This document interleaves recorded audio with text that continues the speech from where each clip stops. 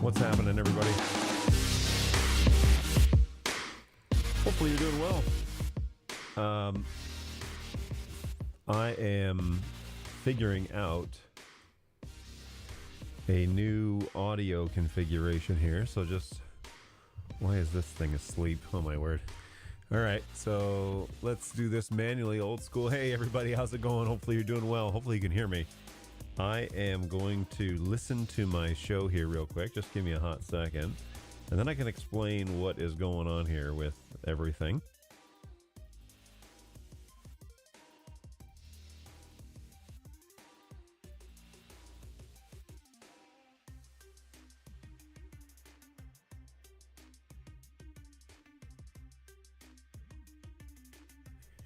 Okay, so I am there. I'm not super loud, so let's just adjust that slightly to make sure that I'm coming through clear. Let me know in the chat how things are going, and I will explain all of the reason for the delay and all the changes momentarily. Hang on with me.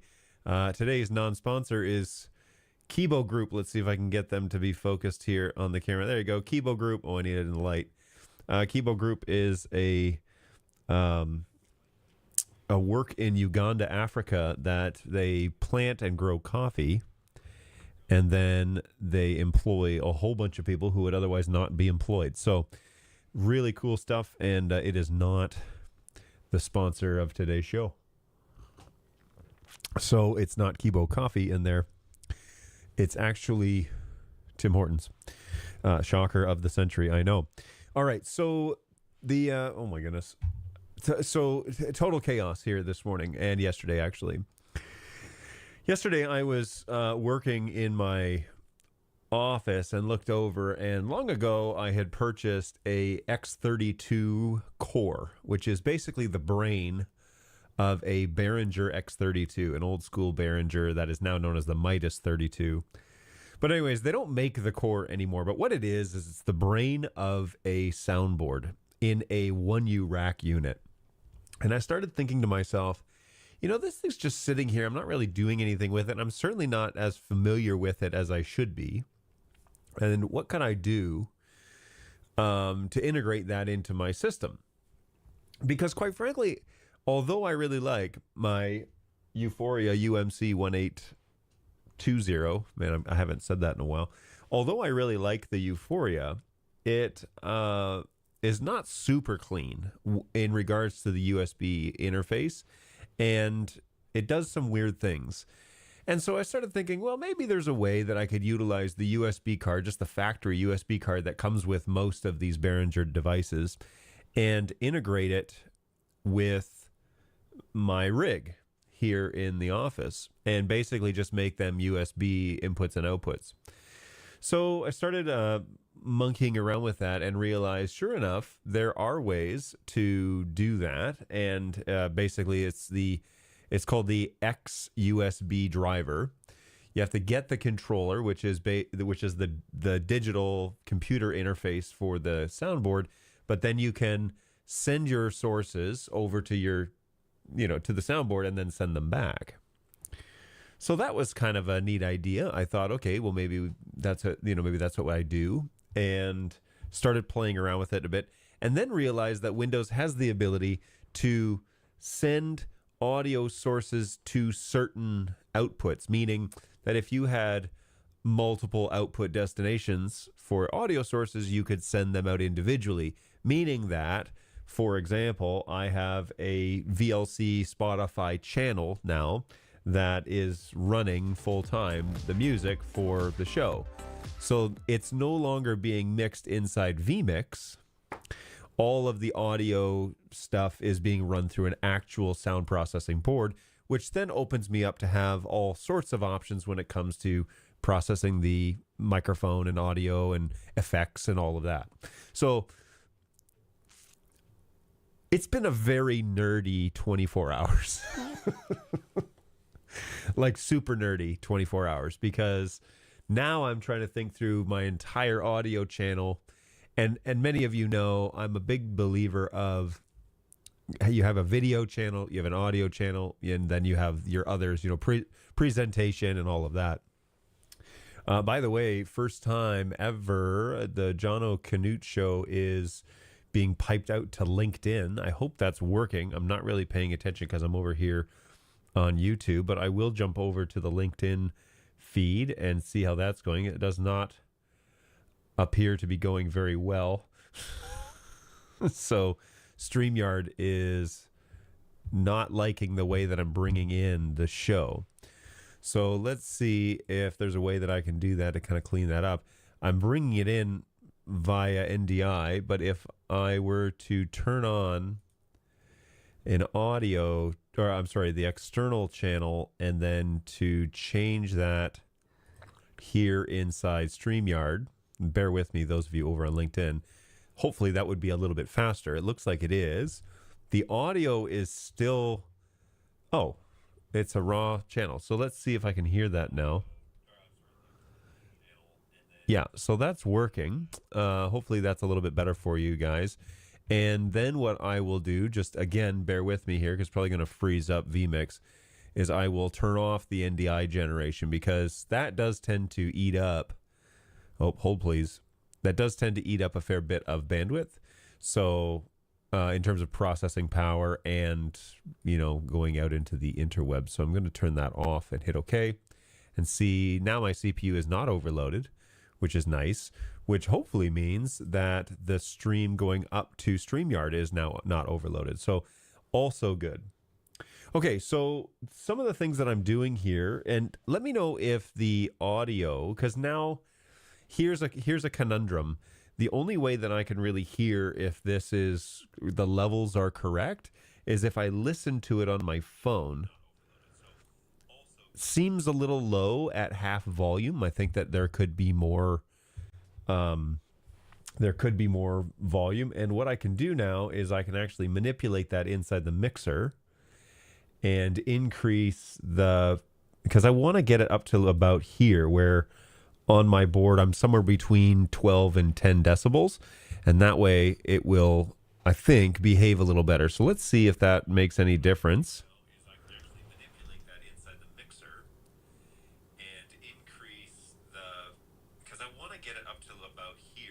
Yeah, that sounds, I think that sounds a lot better, and I don't have to force the phone to do anything more than it needs to do, right? So I like having it a little bit louder, and you can see my rig here running behind me.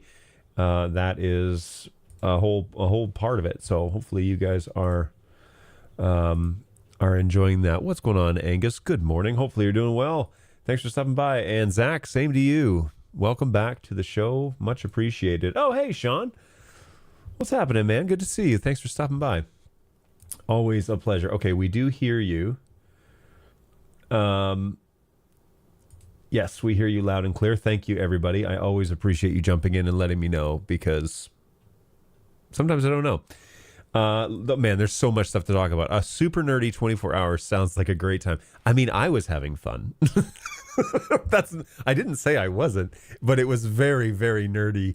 And among other things going on, mind you, the like my wireless system in the house, I'll get into that in a minute. Had to reboot my wireless to get my key light functioning again, and some devices were falling off the Wi-Fi and blah, blah, blah, blah, blah.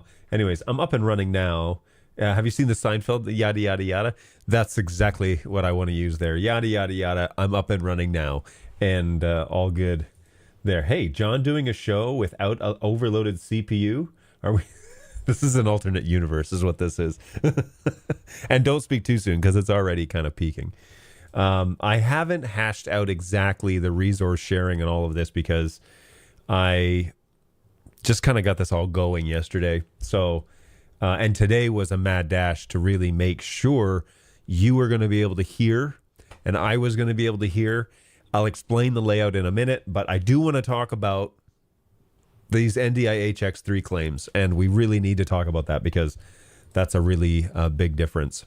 Hey, new level seems good. Comfortable listening level is 19 arbitrary. It's in my living room. Surround sound. Excellent. I'm so glad that I am in your surround sound system. That's probably a little more than you asked for this morning.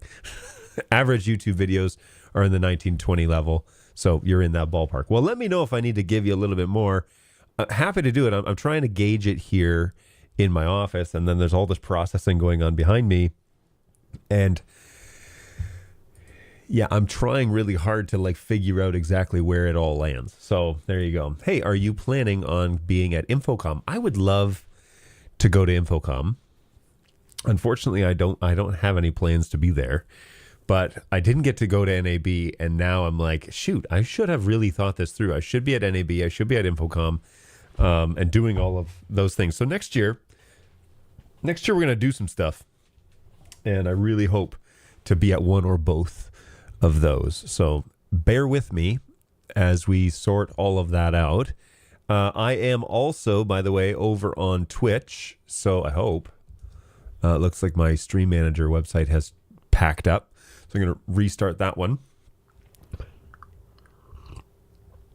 Truthfully, I'm saving a ton of CPU because, you know what, I won't even, because I can get the Twitch notifications here in my office. And so I'm not going to go there. I'll load it here on my phone to see if I'm at least going out to the world. Stream session, 22 minutes. Bitrate is consistent. Get the latest version of the Twitch app. No thanks. Close. You are currently live. Switching to creator mode. Let's go ahead and see. Yep, this is going over there. And can we hear? Why can't I hear anything over? Okay, there it is. All right, good. Phew. Okay, good. So I'm over on Twitch. However, socials is bringing the Twitch notifications. If you put something in the chat over there, socials are going to bring that in, so feel free to drop something in the chat. Also, Jeremy Klusterman, FYI, John, LinkedIn feed is terrible. I don't have your new YouTube channel. Okay, so new YouTube channel is Jono Canute. So youtube.com/@JONOKNEWT. And for those of you over, I'll throw that up there so that, I can't. Because, so wait, LinkedIn feed is terrible? It should be better because I just changed, let's pull that one up again. I just changed it over to an external connection, so it should be a lot better. But if it's terrible, it's terrible. It is through StreamYard, which is a free service that they kind of offer up there. So yeah, let me have a listen and see. Oh, that's not too bad. Connection, so it should be a lot better, but yeah, that looks better. Yeah, and it's clean audio for me, so hopefully it has cleaned up for you. But definitely join me over on YouTube because that is where the party lies. And if you want to jump in on chat and that sort of thing and have your stuff on the screen, that is at Jono Canute, JONOKNEWT. It's a joke on my name, but that is where you can find me, and that's where all of my content goes. And man, there's just so much stuff to talk about, and I wasn't even planning on talking about this audio stuff today. But there's just so much to say. Okay, so video is very jumpy. Interesting. All right, well, that's good to know. Maybe because it may be the multiple streams coming out of my studio right now, but it is clean on my phone in terms of and I can get off of my Wi-Fi. So let me do that. I get off my Wi-Fi, LinkedIn, there I am. And let's just have another look at the video.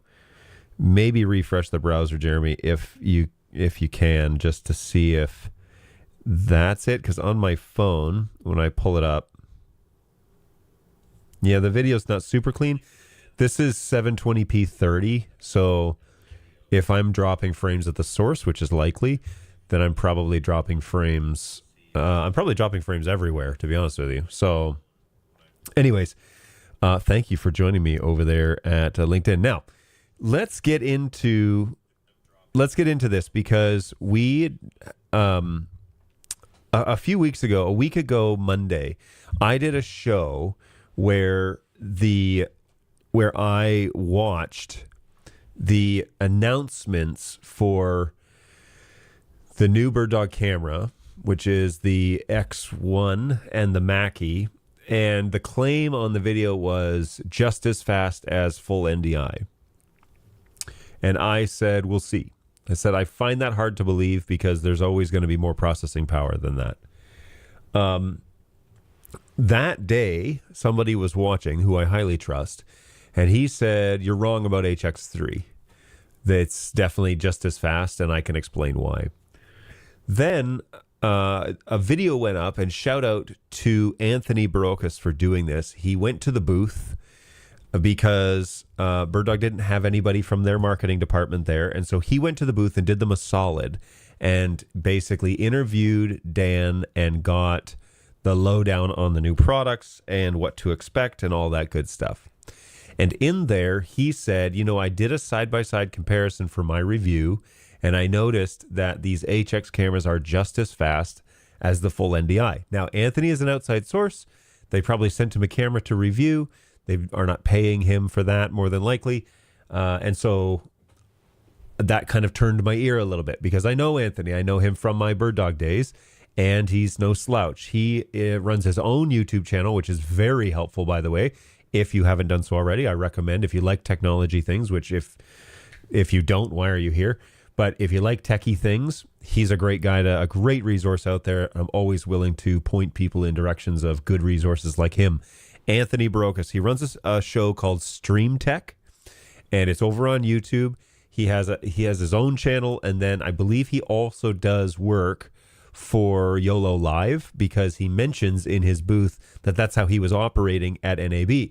At NAB, he didn't take very much gear, and instead he went over to the YOLO Live booth and they helped him do whatever he needed to do. So shout out to him. He did a great interview with Dan, and you need to go watch it after this show and listen to the conversation there. Besides the hype that is very typical of Dan being excited about his new product and the fact that he hasn't been allowed to talk about it until it launches, so he's been bursting at the seams for a very long time, Anthony flat out asks him, is that the expectation that this camera is going to be just as fast as NDI full? And Dan's smile creeps across his face and confirms, yes, our tests have shown that we're able to get the HX3 protocol just as fast, maybe even a slightly faster than full NDI. Now, with all things NDI HX, HX2 and 3 at this point, because we're not even talking about the original, but those two, you have to pit them side by side. And what I would do in that instance is get one of these cameras, put full NDI on the network, hardline, and do NDI HX, and see the image quality. If our latency is no longer a question, it's really going to be about quality of the image when it comes to whether you choose full or HX3. Because if there's no discernible image quality depreciation, then there's really not much of a case for full NDI to be the bandwidth hog that it is. And NDI in general has always been pitted against 2110, which is a very heavy network protocol that needs a very specific network configuration. And so if you are now not compromising on latency and you're not compromising on quality, what is the real purpose of doing full NDI? Now, I suspect, as Anthony says in his interview, that there are some things up BirdDog's sleeve when it comes to the full NDI game, because they didn't announce anything full NDI at the trade show. To which Dan says, I'm under NDA and I can't talk about that, but yes, we're very excited about BirdDog's future. So, amazing. Great interview. First of all, Anthony, thank you for doing the interview, because there was very little coverage of the BirdDog booth during NAB. And when questioned about it, Dan actually commented on my video from Monday where I was critical. And he said, well, we had a limited team. Some people had to back out at the last minute. Okay, fair. That happens. Life happens.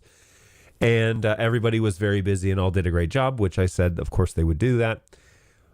But there was nobody putting anything out online, which still doesn't excuse the lack of marketing that happened during that week, because there were several tens of thousands of people at NAB, assuming. I haven't seen the official numbers yet. If anybody knows what the numbers are, I would be interested. I would be interested to know what the numbers are. But if there were tens of thousands of people at the show, there were hundreds of thousands of people online.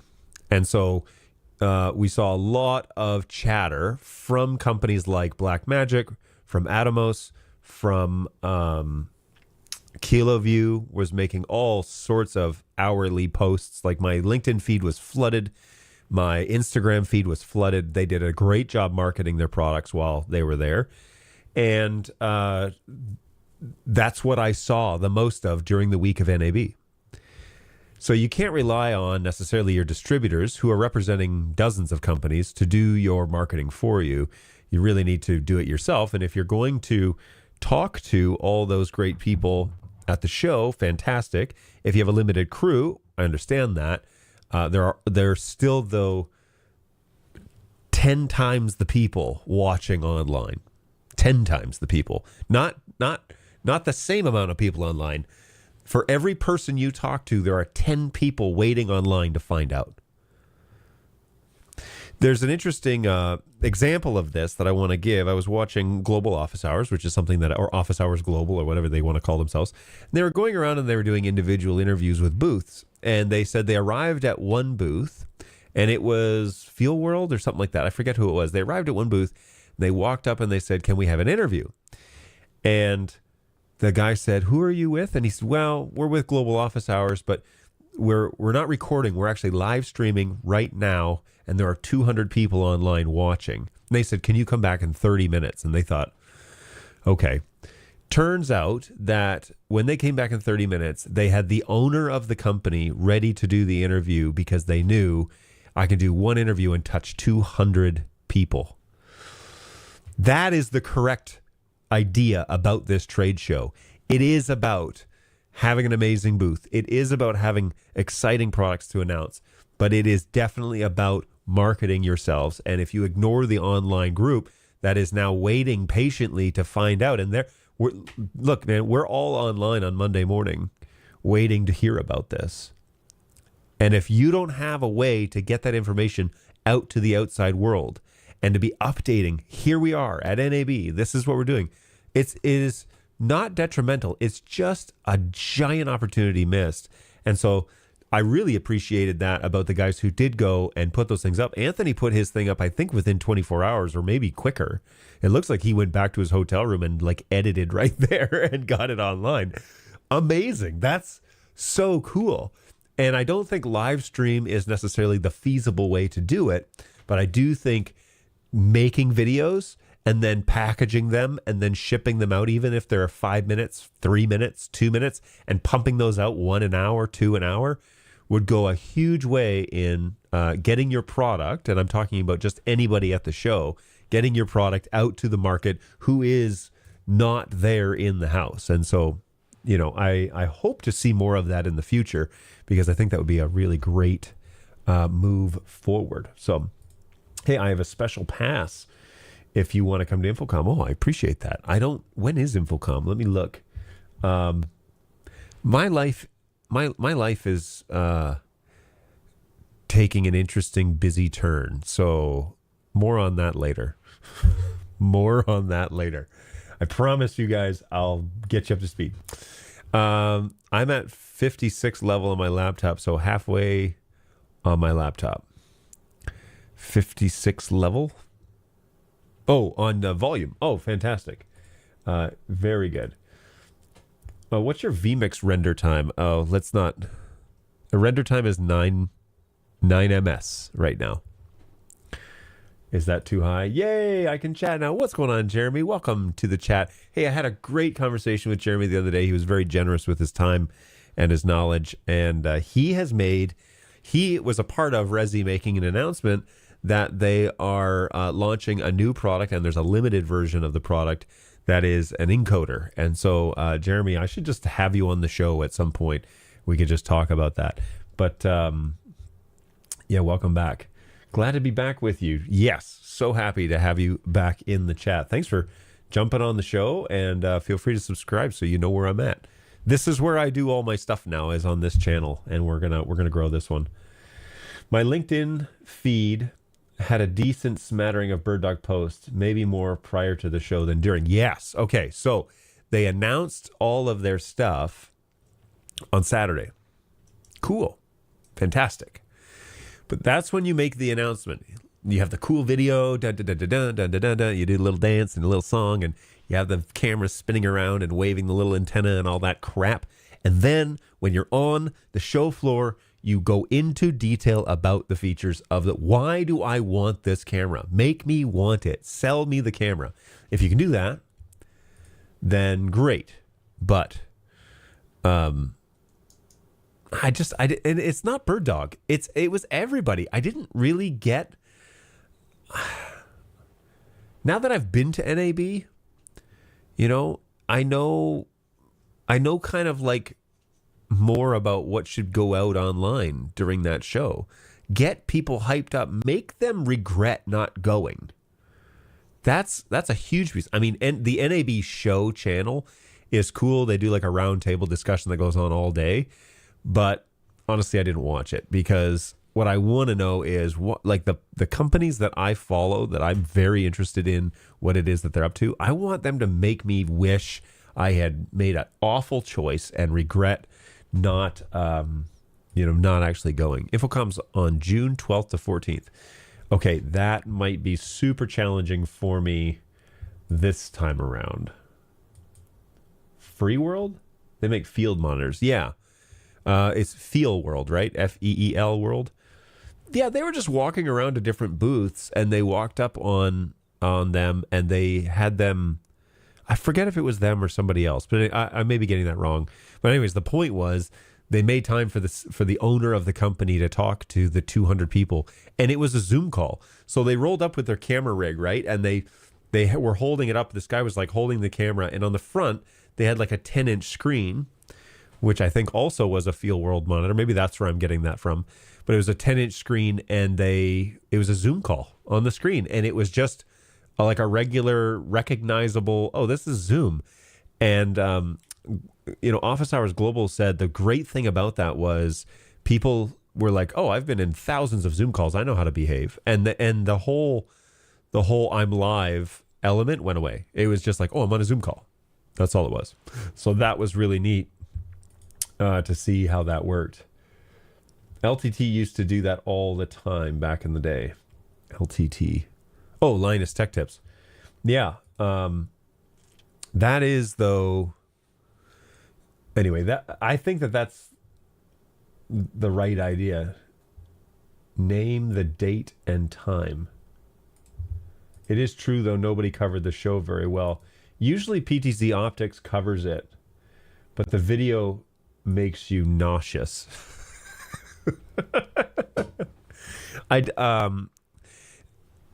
Okay, so we can, I don't know, I wish Anthony was around because it would be really cool to have a chat with him about this in the chat. But one of the things that Anthony did, and again, I really encourage you to go over and subscribe to his channel. He's got some cool stuff. His channel is Stream Tech, okay? T-E-K, I believe. Stream Tech. Let me go, YouTube. Anthony did all of his interviews on an Insta360. Stream Tech. And, whoops, I wrote Stream Yek. That's not going to help me find him. Stream, I'm sure there's tons of people. Okay, Stream Tech, yes.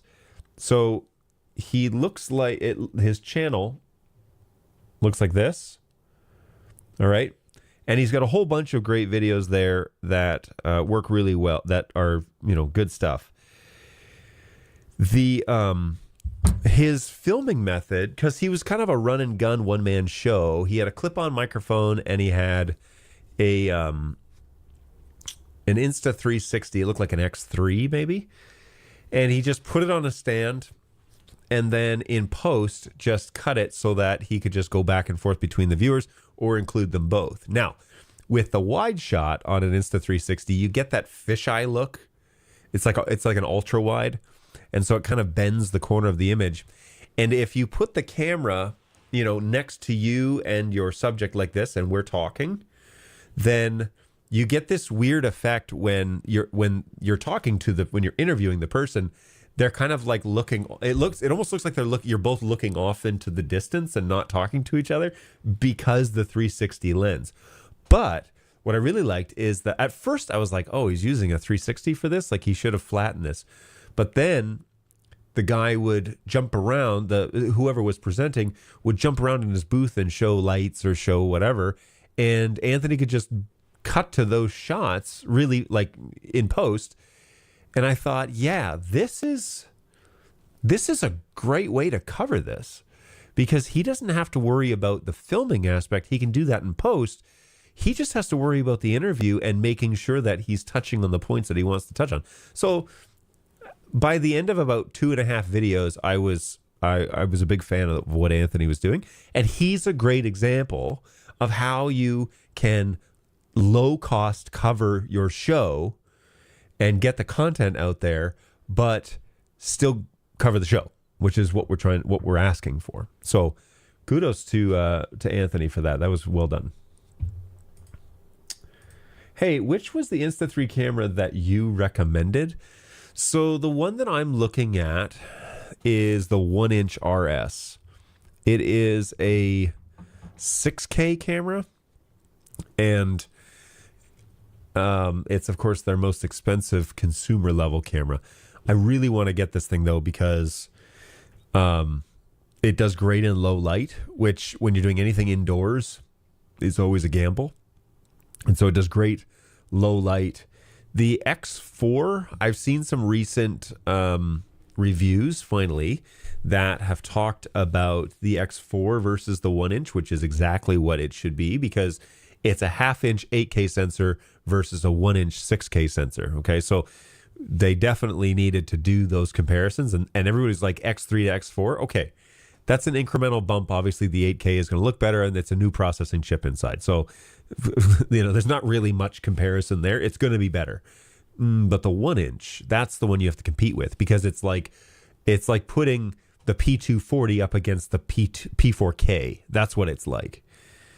Putting a 1/2-inch sensor up against a full inch, but they're both running 4K. So how do they operate in low light? How do they operate with the optical zoom, all of that stuff? You want to pit those things together.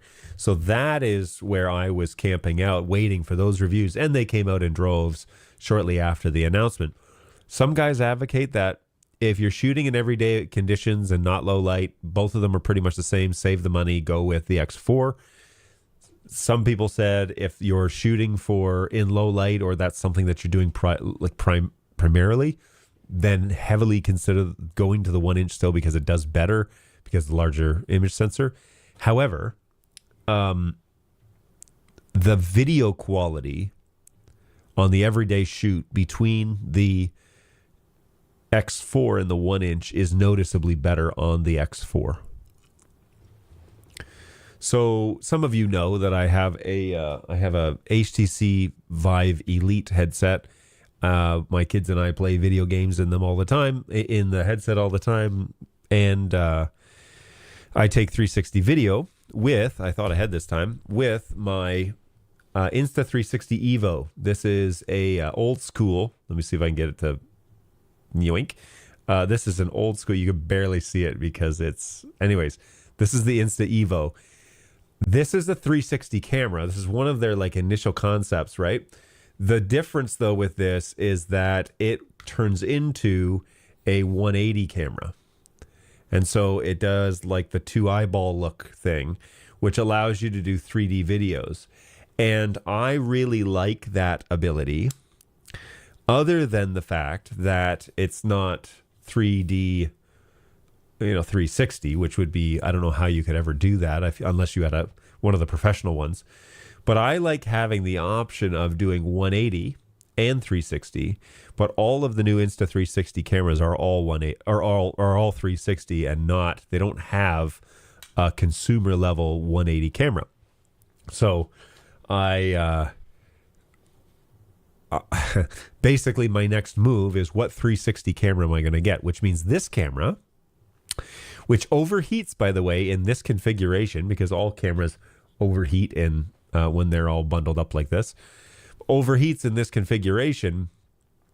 If I were to upgrade the 360 function of a camera, which would I go with? And I think I'm still leaning on the 1-inch, primarily for indoor and low light capability. But I'm also like suspect that next year there's probably going to be a 1-inch, RS2 or something. So I will keep this camera as long as it works. It's glitched a few times, but I will keep this camera for this function right here, the 180 function, because if I ever want to shoot 3D video in 180, this would be the one to do it. And when I bought this thing, it wasn't cheap. I forget, it was probably like $300 or $400. Wasn't cheap, but man, it has revolutionized the way that I share vacations with family members. And I bought it initially right before I went to Alaska in 2019, so I could take video for my kids then, who are very little, to watch in the headset. And then we went back in 2022. I used it again, and they relive that trip every week almost, or every other week.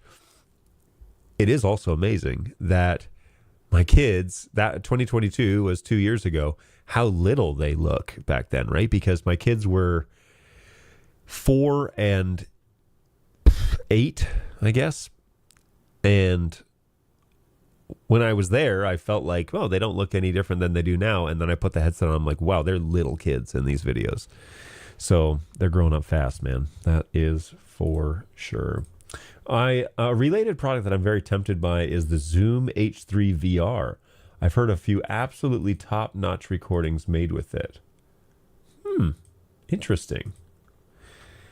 I got really into 3D stuff, 3D video and 3D audio. And that's where my 3DO microphone came from.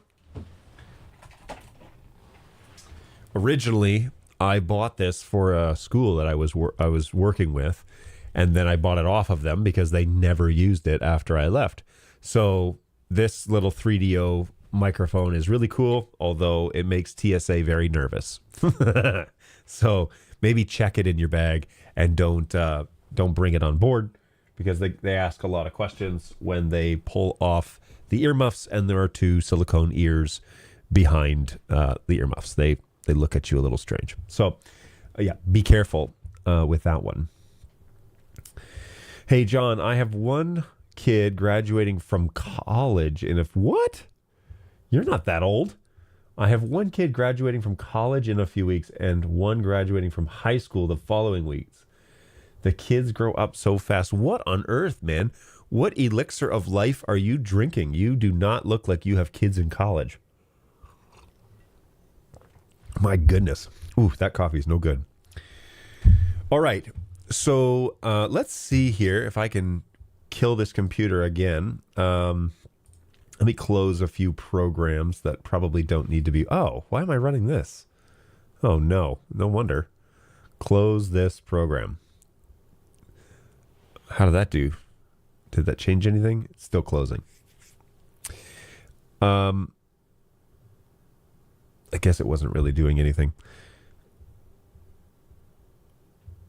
So, okay. Let's see if I can share this now, because I want to show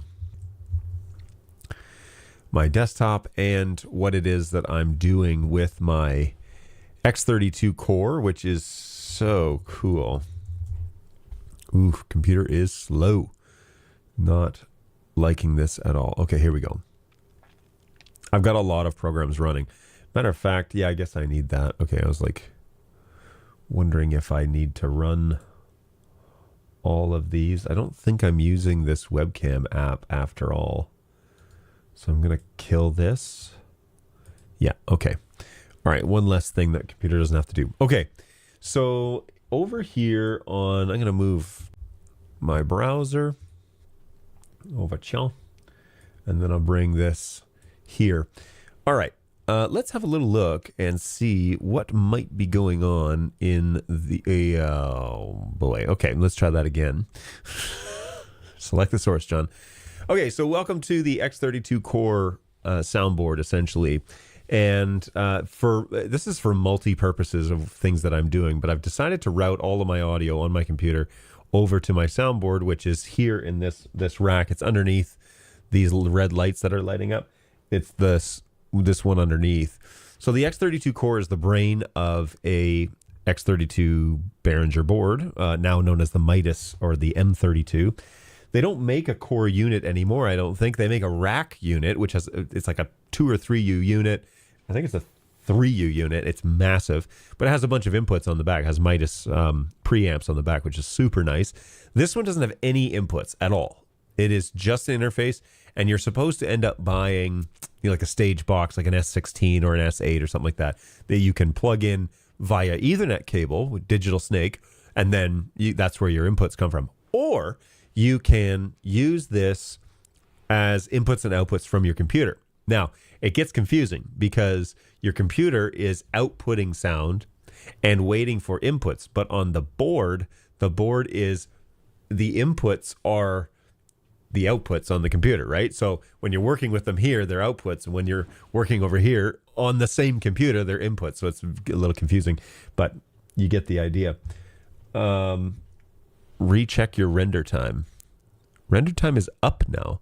13 milliseconds. So if you're seeing a massive drop in quality, I'm so sorry, everybody. Apparently, I'm going to need to get a better streaming machine. So let me go back to the show, go back to live, and see how this looks. Render time. All right, so it's still here, but not amazing. So this is the X32 interface. This is called, I believe it's called X32 Edit is the program. It used to be called X Control, but now it's called X32 Edit, and it's basically the ability to manipulate the board. But if I close this, the soundboard keeps running. It keeps running the way that you think it would, and you can buy an actual X Control surface and assign the surface to these channels if you wanted to have a physical soundboard with you on your desk. But I don't really need any of that. I just need it to run my inputs and outputs from my computer. So this is what that is. It's basically a soundboard.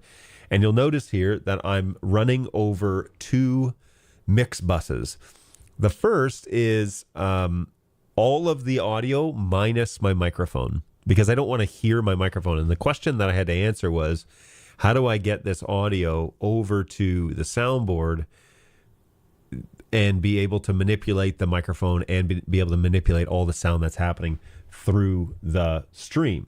So, for example, if I turn on the audio from YouTube, so this is the confidence monitor, you'll notice that over here, the browser left and right, that is Brave and Chrome. Brave and Chrome are piping out through its own output on the computer and into an input on my soundboard. And so now I can independently control those channels. You'll notice that over here, the browser left and right, I can independently control the audio that's coming in off of, I'm just going to pause that because I don't really need it to load. You'll notice that the independent control, I have that sort of level of, if I want to show a website, I can bring that up. But if I want to play the music from VLC, that's a different channel now. It's left and right over here. So it's very convenient to have all of that kind of at my fingertips. And then vMix left and right, this is actually microphone left and right. The mic is mono, but it only lets me send it over a pair of channels. I can't break them up individually, so I have to run it left and right. So it's mono. It's kind of a waste of a channel, but it is what it is. But now I have an effects rack. You know, I have the ability to pull up the effects rack, drop in any effects that I want.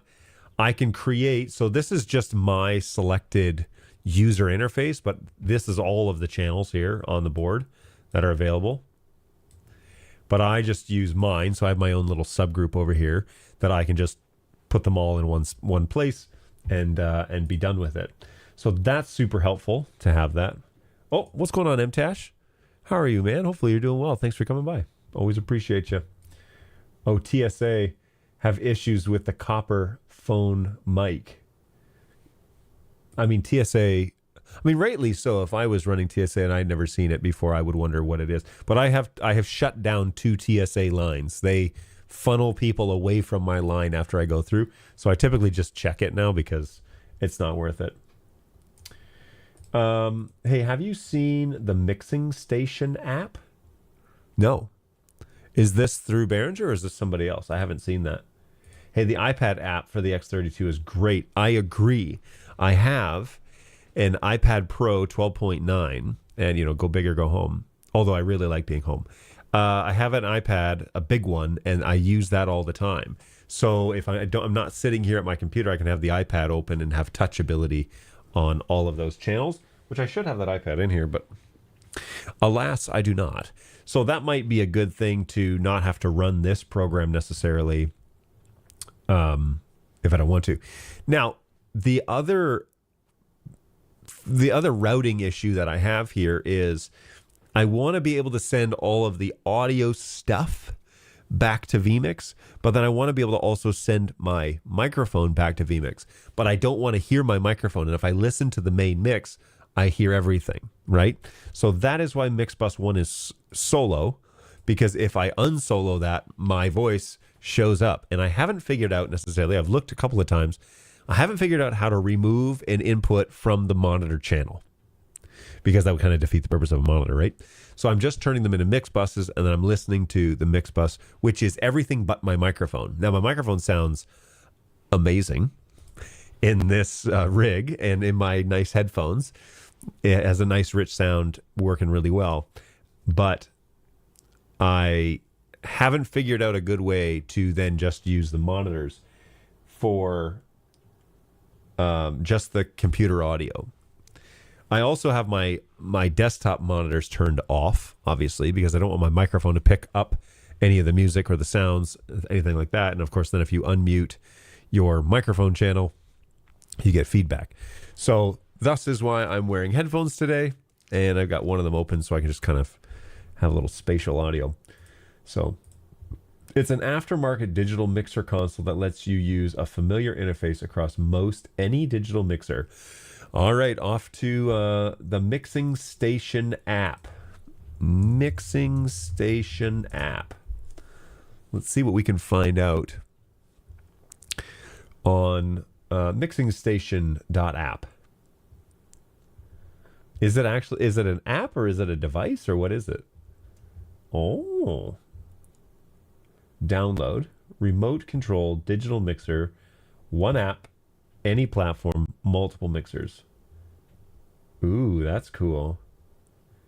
I mean, full disclosure, the X32 app looks exactly like the one that's on the screen here. So, like, once you get familiar with this, then you can punch your way around. But it's very handy to have everything kind of set up this way. And if it's all the same, and what's also interesting is I bought this X32 core like 2 years ago, and kind of monkeyed around with it a little bit, and then I was like, put it in a rack and left it. This week, a couple of days ago, I was like, I'm going to turn that thing on and like figure it out. So I started routing everything in, and now it's visually, it shows me all of my channels. It tells me if there's something being played on a browser. It tells me if my computer is making sounds, and it tells me if there's music playing. So I love having this kind of visual representation right here, because it's very handy. And it also tells me if audio is getting out back to vMix, which is the mains, right? So anytime that the mains are running, and I can bring up the music, it shows that it's live going out the main. So that's pretty cool. Anyway, big fan of the X32, and now this rig is a whole lot more sophisticated than it probably needs to be. But you get to now. I am using this with my Behringer Euphoria 1820, and I'm doing that because I need a preamp that has phantom power, and I need it to be turned into a digital signal so that I can then send it over to the digital console. Right? Everything has to be digital. I flirted with the idea of waiting to do all of this until I could get Dante cards and Dante devices, because I have open enough ports for PoE to run everything Dante. However, yeesh, that is a pricey game to get into. So I could probably get a Dante virtual sound card, but I would need to buy the actual device for this and replace the USB input on there. I will say that I plugged in the X32 console, and it took a DHCP license right away. I was very happy to see that. And it's been accessible ever since. I can access it anywhere on my wireless network, which is kind of nice. But with my iPad, of course. But yeah, it was a very handy Yeah, very handy little device. So this just says more features, old device, no problem. Mixing station still runs perfectly on an Android 5 or iOS 11. Every screen size, every platform, high contrast mode.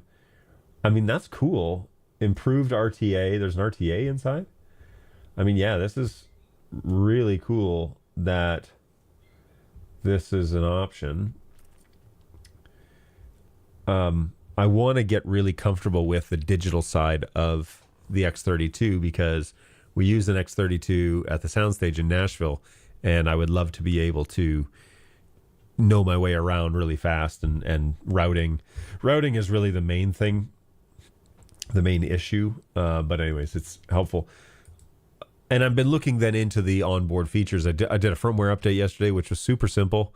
I just followed the directions and it worked. So love that. That worked really fast. And yeah, it's been working ever since. And I have been enjoying it. It also means that my computer doesn't have to do any of the audio mixing or anything, or even vMix. vMix doesn't have to do anything. Now, one interesting thing is I am coming into vMix with my microphone, and then I'm going out of vMix through bus A. And bus A is going out of an output on my computer into my mixer, which is this vMix left, vMix right that you see here. So channels 1 and 2.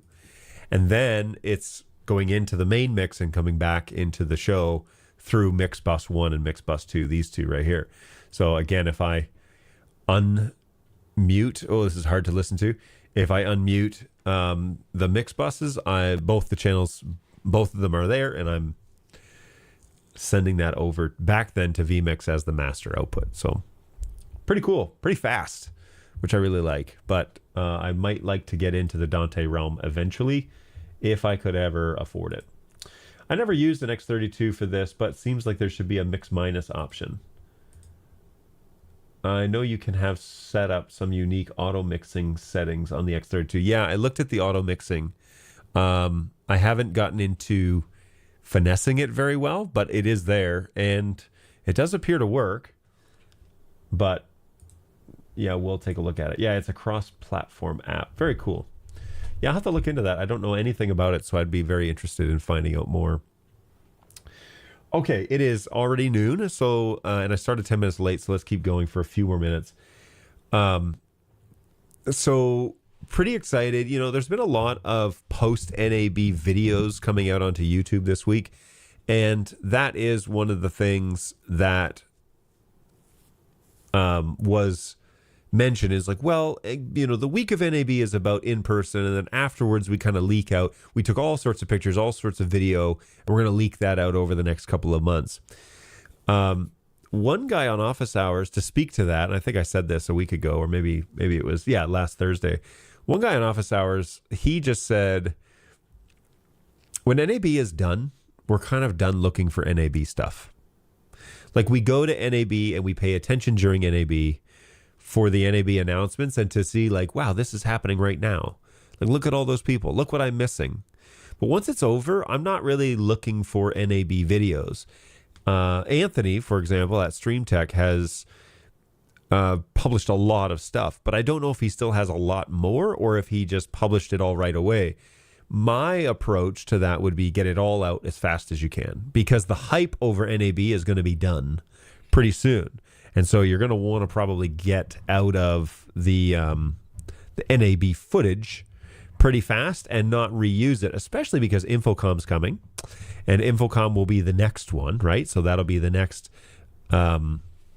show that people are going to want to see video from. But once the trade show's done, we're kind of done. We're kind of done with that. So I hope that there's some video that comes out soon, but I don't know. It seems odd to me that we're still, that would be the approach. I think it's a wasted opportunity that, hopefully they sort it out.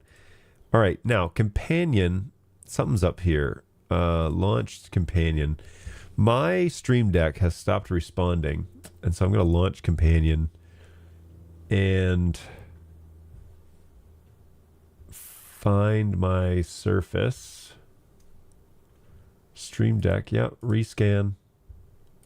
Disconnected devices. Stream Deck. Okay.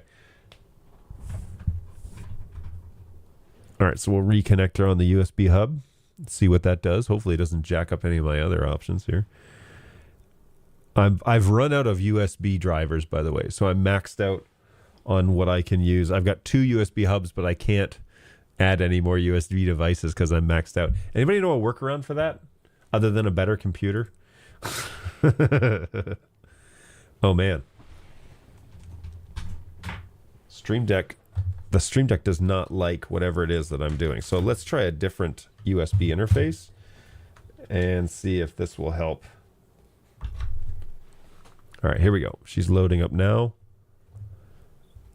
We're going to rescan for Stream Deck devices. It's not even finding it, which is wild. All right, well, whatever. Does anybody have any solutions for that? I've run out of USB drivers. If you've... yeah, if you have any idea. A USB card. So that will give me more. It's not ports. It's drivers. I think it's a limitation on the or on the actual motherboard. So will I be able to add more USB ports? You just need a Sonnet chassis with some major USB cards. Okay, so that seems to, again, it's not a, and it might be because the board that's doing the processing is loaded, right? It's the main motherboard that's been using a bunch of stuff. So you can remote control the X32 with Companion. I used mine to set the X32 to call settings for the stream and other settings. Do you run Stream Deck software? I run Companion software. Hey, there we go. We're back in business here.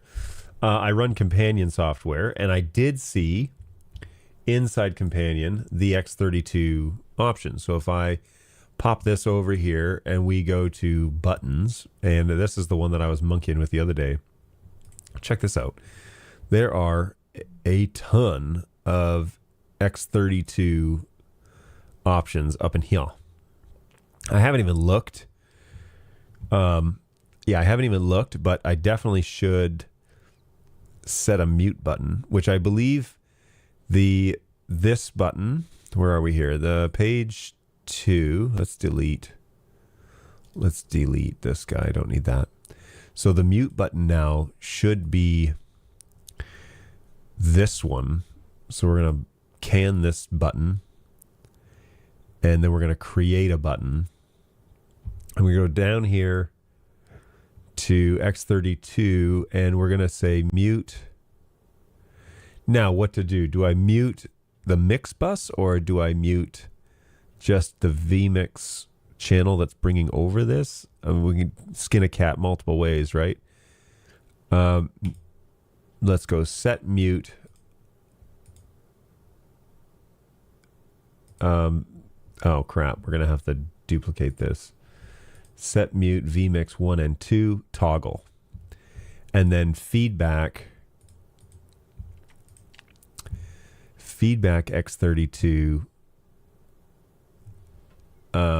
Is there a toggle for mute? Change from bus to matrix, change from the mute state. So done. When it's muted, background should be red.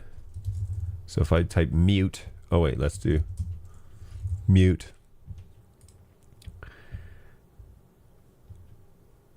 And I say, I can just pick vmix channel 1. That's fine. So if I... Oh yeah, check that out, y'all. And it turns red. That's cool. Changes it red to... Now I'm going to keep the white text, I think. Yeah, I like that. All right, well, that's super nifty. And it's just a toggle action, so giggity goo. That was fun. Yeah, but the mute button or cough button or whatever we want to call it, or mute mic, you know, whoever mic is. Ah, there we go. Mute mic. A PCI USB card is what Jeremy has recommended. Yeah, I'm going to check that out too. And variables. Try typing mute in the search field. Yeah, got it. Thank you. Use your... No, it's very helpful. I mean, I don't mean to... No, thank you for pointing me in this direction because I definitely need to do more of this, you know. And use your PCI bus then. Ooh. Do Sonnet boxes chassis come in 1U configurations? Why am I asking? Let's just find out. That's going to be my new slogan. Why am I asking? Let's just find out. All right, we're going to take this button and I'm going to say copy. I'm going to go to page 3 and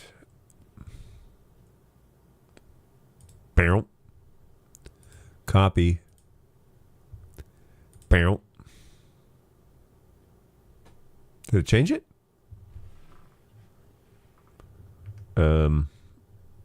It did not. And then let's go back here to companion, copy. Ah, crap. Back to 2. Copy this button, paste. Why did I do that? All right, and then we're going to delete this button because I don't need it. Clear. Then I'm going to copy this button and paste. I'm going to copy this button and paste.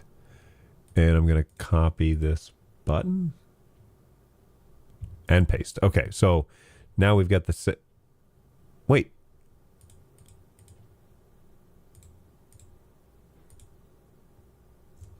And paste. Okay, cool. All right. That's pretty neat. Oh, man. I don't have that sound effect set up anywhere anymore. Yeah, I gotta get that. I have it somewhere saved because I have all that stuff from the office, but that is pretty neat. Thanks for bringing that back. I missed that. And I really appreciate you guys jumping on the stream. This has been a lot of fun to have you guys hang out with me. And yeah, talk about all these changes. So vMix, now I can mute my microphone.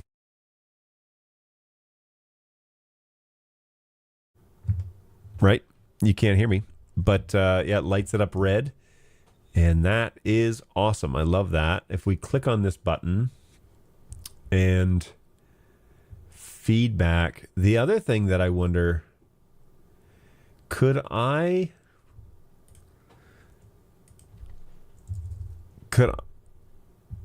audio live dB value?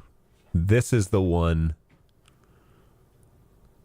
Yeah, this is the one that I really like for, you know, showing that there's adequate audio going out into the world. But as you can probably see, I have a lot of buttons and I should just redo this at this point because there's really no need to have all of this here. But if we create a button and we say feedback, is there a place here that shows change audio block, card block, change from bus? I want to see change from fader level, lockdown, shutdown, change from tape, solo model, blah, blah, blah, blah, blah, send. If the sends on fader or fader flip is on, change style of the bank. I just want like audio level, and you can do it through vMix. You know,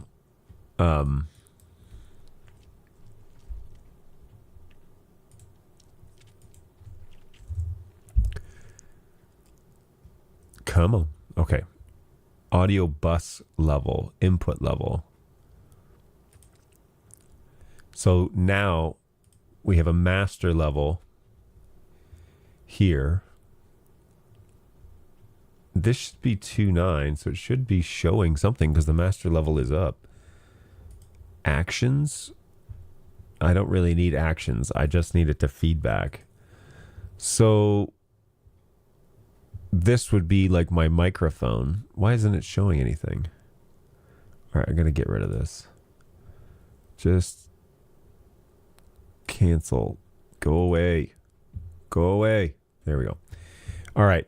Background color. Oh, there we go. Okay, so if I turn that on. Oh, that's funny. It doesn't get low enough because there's always an incoming signal. It's always fun to hang out. Agreed.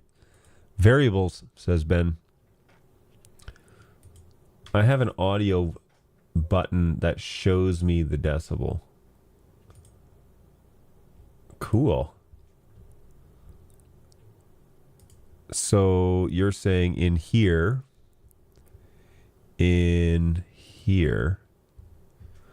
Oh, guy.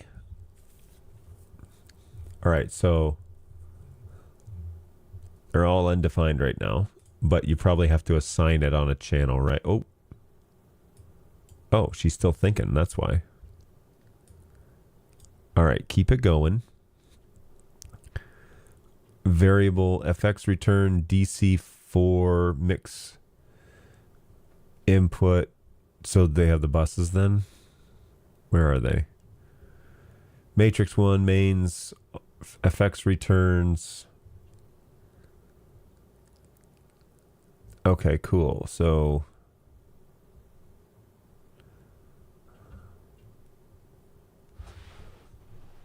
yeah, okay, this is good stuff. vmix left, vmix right. Channels, da da da da da. Jeez. Wow, there's a ton of stuff in here. These are a bunch of channels I'm not using. Faders for channels 1, 2. There, mix buses. Faders for mix bus 1. Is that 0? Faders for mix bus 2. Is that 1? I don't really need to. Oh, shoot. Oh, geez. All right, I gotcha. Variables. All right, so check this. Can we just wipe this page? I don't need it. All right, on this page, this is going to be called X32. And X32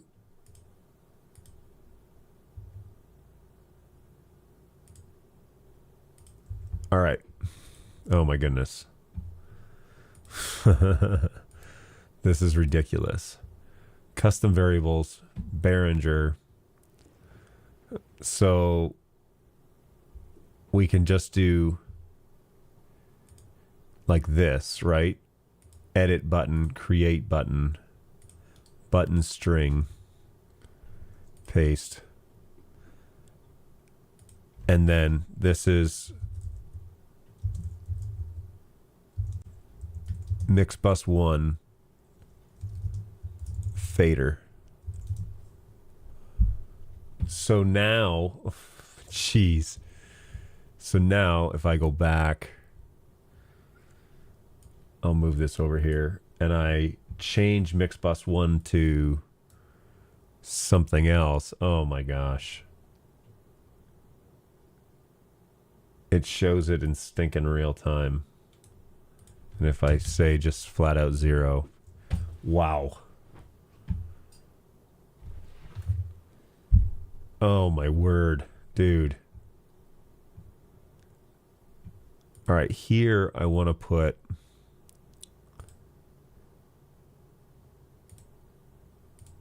page down. Oh no, wait. Page down? Page up. I need it to be page up. This just to get me back. Huh. Fascinating.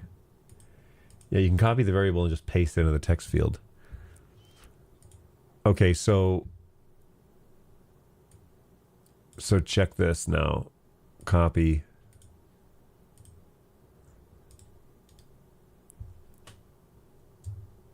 Paste. 2 to mix bus 1 and 2. It's basically just a readout that tells me what the values are. That's amazing. So I can just put whatever I want in here. No, not recorder. Get out of here. Predefined faders for auxes. I'm not using any of those yet. Mix bus faders. Okay, got those. Get them in here and then I'll move them around wherever I want them. Fader levels for channels. These are all tied together. So just copy this. Create button. Paste. And this is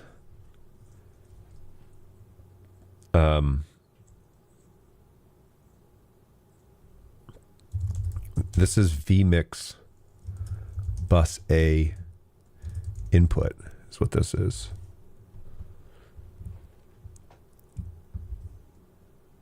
And then if I just copy this,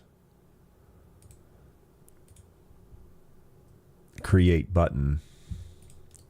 So that's 1 and 2 technically. So if I say 3, now this is, does the X32 core have the USB card for sound bites? If so, you need a ton of sound bites and link companion to call and play all of those wonderful bites. Would you look at that? Seriously. I don't know, but I will figure that out. This, I will look into that 100%, Jeremy. Let's do this. So channels 3 and 4 is music. So this should be comp music. Can I? Yep. There we go. Why is there a dash? Burnt. I hate that. How do I put a page break in here so that... Because if I play music, it switches. But it leaves the negative up on the previous line. I hate that. There's no way to like hit enter. Whoops.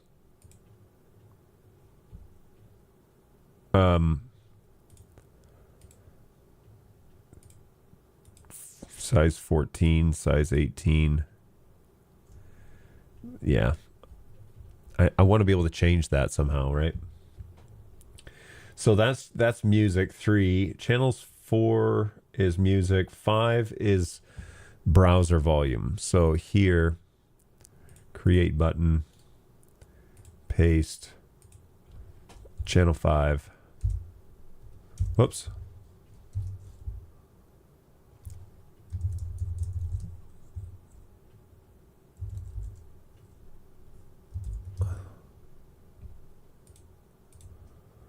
Browser volume.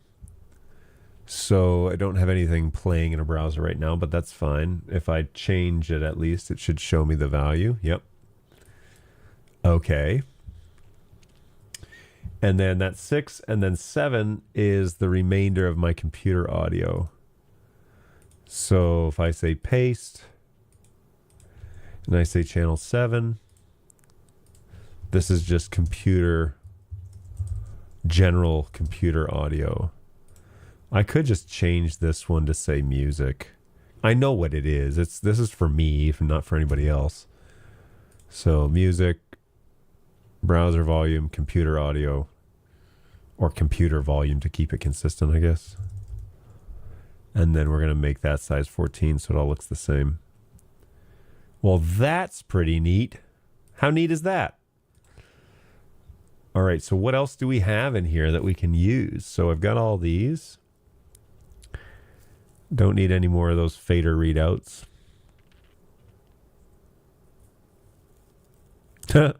X32 device model. Device name undefined. Firmware version. I don't need any of that. Auxiliaries, USB left and right. Mix bus 1. Mix bus 2. These are just names. Name variables. These are names. Oh, Oh, that's cool. So you could totally. So if you put both of them up there, you could use this string as well, and it would show the active name. So when you change the name, it changes it here as well. That's cool. DCAs are here. These are just names for the DCAs. What functions do we have? All right, so if we go here, create button, here, this is the function side of the X32. Yeah.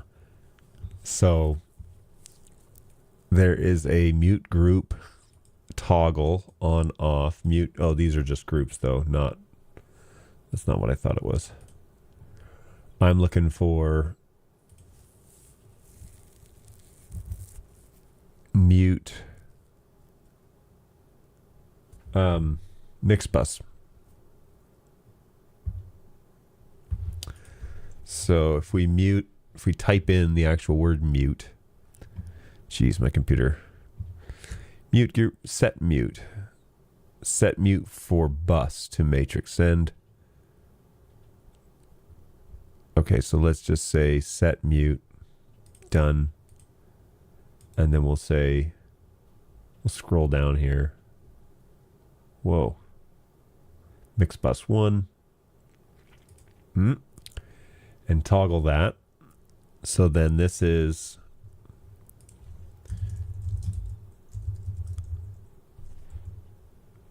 mute mix bus 1. Yep, that actually works. I need to put feedback on that though. Like this. Change mute state. Okay. Whoops. Mix bus 1. Very cool. I'm going to keep the text white. All right. And then I'm just going to copy this one and say mix bus 2.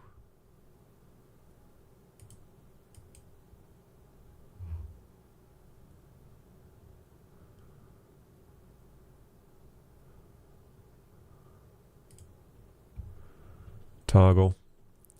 And then feedback. We're also going to say mix bus 2 here. All right, cool. So now if I kill it and there we go. That's an easy way to kill mix bus 2. All right. Well, there's lots that I can just keep going here because now that I've doing all that, that's easy peasy. You can do the decibel level on your mute button. Nice. Have a look at the presets too. That's exactly where I went. So now the one of the other buttons would be to turn on and off the solo. All right, let's try that. X32, clear solo, solo mono, solo on off. I want to solo the mix bus. These are the solos that I'm using. Solo mix bus 1 toggle.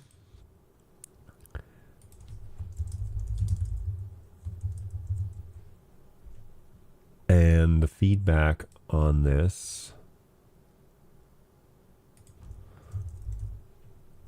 Change from clear solo state, change from solo enabled. And this channel is mix bus 1. Man, this is super handy. Yeah, because I'm soloed right now on that one. And now go here and say copy. And then click on this one. Change this to mix bus 2.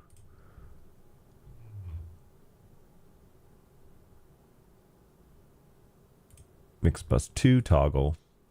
Whoops. Mix bus 2 toggle feedback. There it is. Boom. Done. So now, if I want to solo this channel or turn that off, whoa, yep, that definitely does it. Well, that's pretty neat. Drag and drop that preset button for most of your functions. They have the feedback inside. Yep. I mean, now the solo button is yellow. This has it as orange, so I might change that because this is a, yeah, this is a stream deck, so I don't have to. I have to do orange, that's for sure. But if I, whoa, both of them soloed. Okay, cool. So yeah, that's fun. It's very convenient. Very convenient. Awesome. All right, I'm just going to jump into StreamYard real quick. Okay, nothing's happening over there, which is fine because that's linked in. But we will. This is really cool. I mean, I don't know what took me so long to get to this point, but now I've got bit focus, right? So let's snap this over here. And then I've got my soundboard.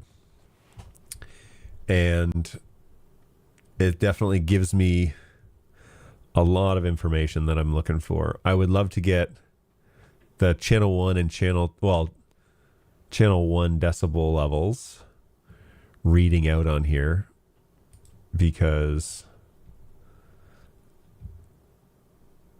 although it's not super fast, but it might also be that my computer's kind of crapping out right now. So there's a chance that that's what's the problem. But anyways, yeah, it's going to be time for a new machine here soon. Okay, so here's the other thing. And I know I'm way over time. It's already 12:30. So here's the other thing that's going on is I have made some changes to my camera rig. And I was really hoping that I could get it to mount onto an arm, basically like a VESA mount arm. But the rig is so heavy now that I have to put it on a tripod. So it's now sitting on a tripod. It has a whole confidence monitor rig. I have a 10-inch monitor that sits in there, which I probably don't even need to prop this up anymore because now it's on a well, yeah, no, I'll prop it up because it's a little low. But anyways, so I have a confidence monitor that I, just like I did when I was at Bird Dog, except it's not a Telscript NDI monitor. It is just a straight up fourth monitor in my computer that I just mirror what's going on my third screen. I had to do some fishing around to find an actual 1080 screen, and I can't mirror the screen individually or on the computer, so everything's backwards here. So when I do shows or like when I'm doing interviews with people, I turn my main screen off and I use this screen. But if I want to do anything on this screen, it's a crapshoot. So what I end up doing is I put vMix over here on the main screen, and I do a full screen multi-viewer over there on this side. And normally what I would do is not a multi-viewer, but I would just do like a main output on that one, so it shows me what's going on over here. And then I turn that screen off and I just talk to this confidence monitor. And that works pretty well because my camera then sits behind, a piece of glass. I have also, though, got it all connected via battery. And so if I want to just take the rig off of the tripod and walk away with it, it would all work the same. I can also just remove the camera out of the confidence monitor and take it to do recording stuff, which I need to do. So that's very helpful. And then and I can also, where is it here? I guess I need to show vMix. Oh, wait, this is working now. Okay. So if I just fade over to my full screen there, now I'm full screen on the confidence monitor and it looks pretty good. So now I'm just talking basically to my own talking head, which is what I used to have when I was working in the Bird Dog studio. I had a rig like this that I could just talk to myself. Now, it would be nice to have an NDI version because you could just send it over NDI and just have your face on there and not have to duplicate the screen and waste a 27-inch monitor. But, you know, the sacrifices we have to make this all work. So it's no big deal. I don't mind that. It's just a matter of getting it all kind of put together. I'm just going to swap these real quick. Like this so that we can see the soundboard a little better. But yeah, so I put vMix on this screen, I make it full screen there, and I put my main output there, and then that's all good. I can just talk to the people inside the inside the conference. Yeah, first world problems, John. Yeah, I know.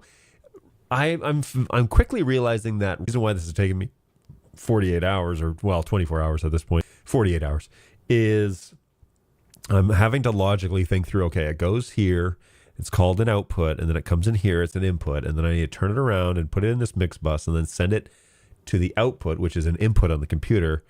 And like it's all done on the computer, which is kind of confusing as well. So same thing with this screen business is it's like, okay, I want to talk to my camera, right?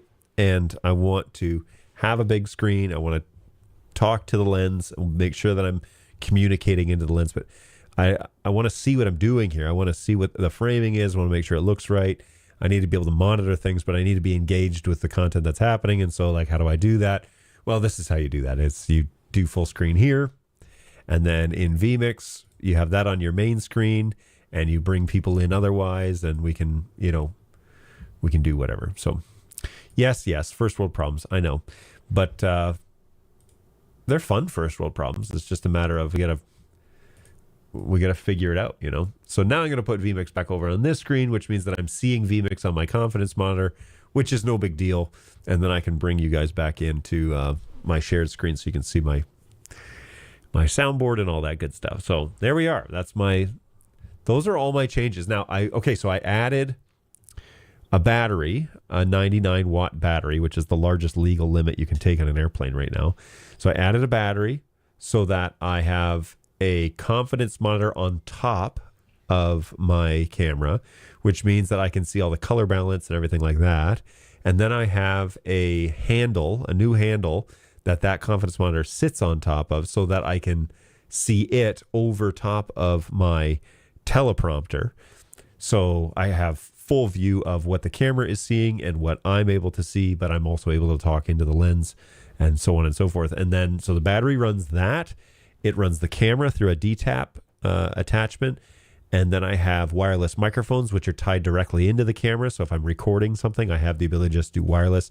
Those are those Rode wireless microphones, the Go version 1. Still work great, no problems with those. And I have that X-Vive. Remember I was using a lapel microphone for a while at Bird Dog. Well, that was mine. And so here it is with that little magnet mount that I got. And so I can just snap that on someone's clothing. And it's pretty subtle and you can't see it. Oh, you can't see it very much. It would be helpful if I didn't punch my own microphone. But that works great for recording, and it's easy to just grab quick stuff. So I have to do some self-recording things here soon because I'm like making some announcements and doing some videos. So I'm going to have to figure out how to do this all by myself. And this is how I'm going to do it. So new battery, new mounts.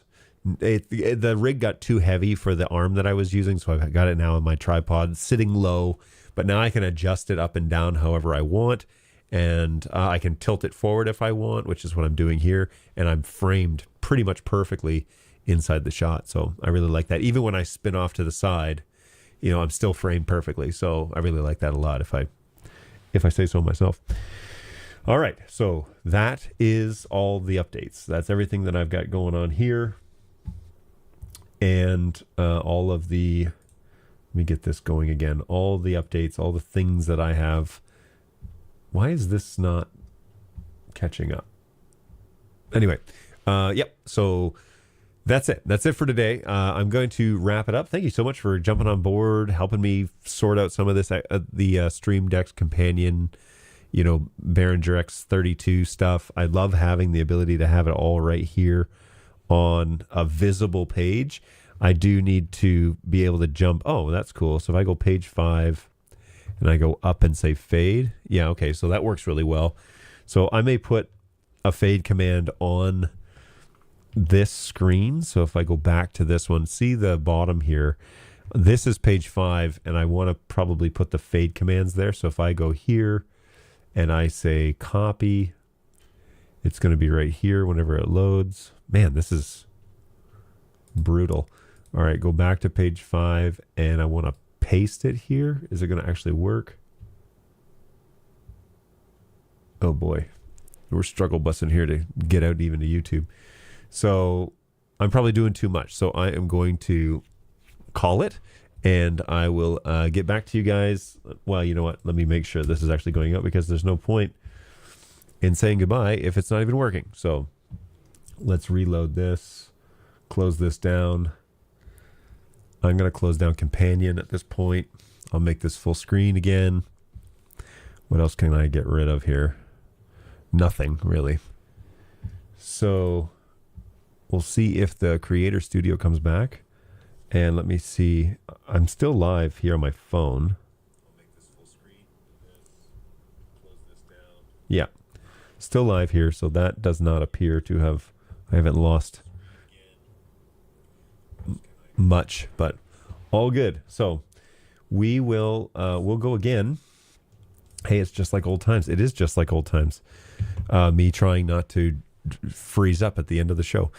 Okay, so we will go again next week. That is the plan. I am headed out of town next Friday back to Nashville. I'm taking my whole family, and we're going down there for a few days.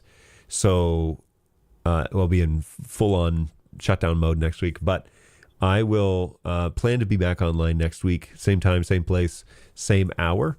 Feel free to check in with me. Ask me any questions that you might have. You've seen kind of the whole rig from top to bottom, and I will hopefully have it better next time. So that's the hope and the prayer. So hey, thanks for coming along, Jeremy. Always fun.